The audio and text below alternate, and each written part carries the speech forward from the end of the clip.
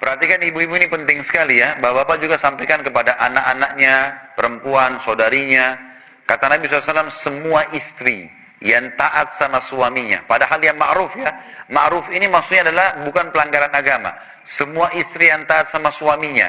Maka seluruh burung-burung yang berterbangan di langit, seluruh makhluk yang ada di air, bahkan para malaikat di langit, juga matahari dan bulan memohon ampun untuknya. Taat sama suami nih, buatin saya teh, ya. Buatin saya kopi, ya. Temani saya duduk, ya. Itu saja bu, nggak ada susahnya. Enggak, duduk aja sendiri, saya nggak mau. Kenapa nggak mau itu? Ayo duduk temani saya sini, sudahlah. Ya. Harusnya dilayani. Ini bayangkan ya, semua ini, semua burung-burung, semua makhluk di air, semua malaikat di langit, matahari dan bulan memohon ampun untuknya, selama ia dalam keridhaan suaminya. Kata Nabi SAW, selama dia masih dalam keridhaan suaminya. Suaminya, biasanya kalau ibu sangat luar biasa baik, maka mungkin dengan masakan yang dimasak, dia tidak akan makan di luar. Mungkin dia makan pun sedikit, dia luangkan waktu untuk makan di rumah. Dia selalu ingin cepat pulang, karena selalu dengan senyuman, dengan tatapan mata yang baik, dengan sambutan yang baik. Itu semua yang ada. Kata Nabi SAW, wanita ahli surga, wanita yang kalau kau lihat kepadanya, kau akan senang. Kalau kau perintahkan, maka dia akan menjalankan. Ini maksudnya. Dan tidak ada seorang istri pun, sebaliknya kata Nabi SAW, yang durhaka pada suaminya, maka ia akan dilaknat. Laknat itu diangkat berkah hidupnya oleh para malaikat. Malaikat mohon kepada Allah agar diangkat berkah hidupnya. Dan seluruh manusia, tidak ada seorang istri pun yang memalingkan wajahnya dari suaminya dengan sombong, mungkin kena harta, mungkin kena kecantikan. Dia selalu buang muka dari suaminya, menganggap suaminya dianggap remeh. Tidak ada seorang istri pun memalingkan wajah dari suaminya kecuali ia dapat murka Allah, sampai yang membuat suaminya tersenyum atau tertawa dan membuatnya ridho. Setiap istri yang keluar dari rumah tanpa izin suaminya, maka akan dilaknat malaikat sampai dia pulang. Jadi kalau dia taat, utamanya besar sekali. Kalau dia melanggar, malah ancamannya juga berat. Kata Nabi SAW, ada 4 wanita penghuni surga, ada 4 wanita penghuni neraka. 4 wanita penghuni surga adalah, yang pertama, istri yang selalu menjaga kehormatannya dan sangat patuh pada suaminya. Ini wanita yang pertama di surga.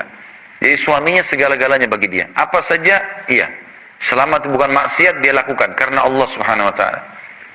Yang kedua, banyak melahirkan dan sangat sabar serta selalu puas dengan pemberian suaminya walaupun sedikit. Jadi ini ahli surga. Saya sedikit kasih gambaran tentang masalah melahirkan, ibu-ibu sekalian. Perlu kita tahu, dan ini memang penelitian para ulama sudah diadakan, keluarnya haid setiap bulan itu adalah peremajaan rahim. Peremajaan rahim. Makin rutin haid keluar, maka makin sehat si wanita tadi. Normal, kecuali dia lagi dibenahi, ya, dibibiti oleh sperma suaminya. Tapi kalau tidak, maka itu lebih baik dia haid. Makanya kalau perempuan tidak haid, dia bisa jadi masalah, karena itu peremajaan rahim. Puncak daripada peremajaan dan membuat dia awet muda, membuat dia sehat adalah nifas, dan itu terjadi kalau melahirkan. Jadi melahirkan itu, kalau ada persepsi yang mengatakan, oh kalau banyak melahirkan nanti jadi lemah fisiknya, oh jadi tua, ini salah semuanya.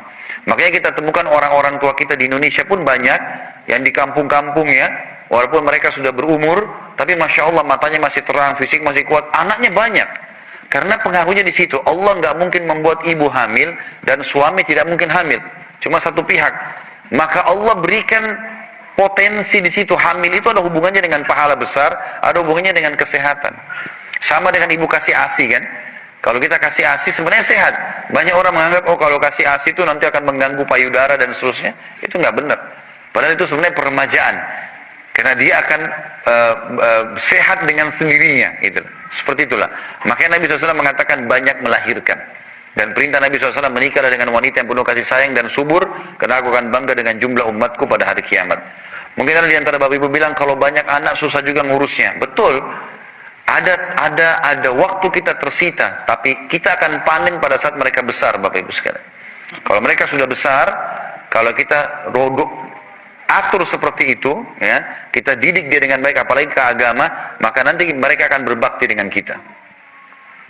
Yang ketiga, istri ahli surga adalah istri yang pemalu Bila suaminya sedang tidak di rumah, maka ia menjaga kehormatannya dan harta suaminya, tidak memasukkan orang lain di rumah. Dan bila suaminya pulang, ia senantiasa menjaga lisannya agar tidak menyakitinya. Ini ahli surga. Nanti kita lihat ahli neraka sebaliknya ya. Dia menyakiti suaminya dengan lisannya. Yang keempat, istri yang saat suaminya meninggal dunia, ini kalau anak-anaknya masih kecil, punya keutamaan sendiri. Istri yang saat suaminya meninggal dunia dan ia dikaruniai anak-anak yang masih kecil, maka ia menahan diri untuk nikah lagi. Lalu ia mendidik serta membesarkan anak-anak suaminya karena khawatir mereka terbengkalai. Kata ulama hadis, kalau anak-anaknya sudah dewasa dan dia merasa butuh suami, nggak ada masalah. Tapi kalau dia masih anak-anak kecil dan khawatir malah dia kalau nikah dia susah untuk membagi waktu, maka keutamaannya ada jaminan surga baginya. Kalau dia tahan diri.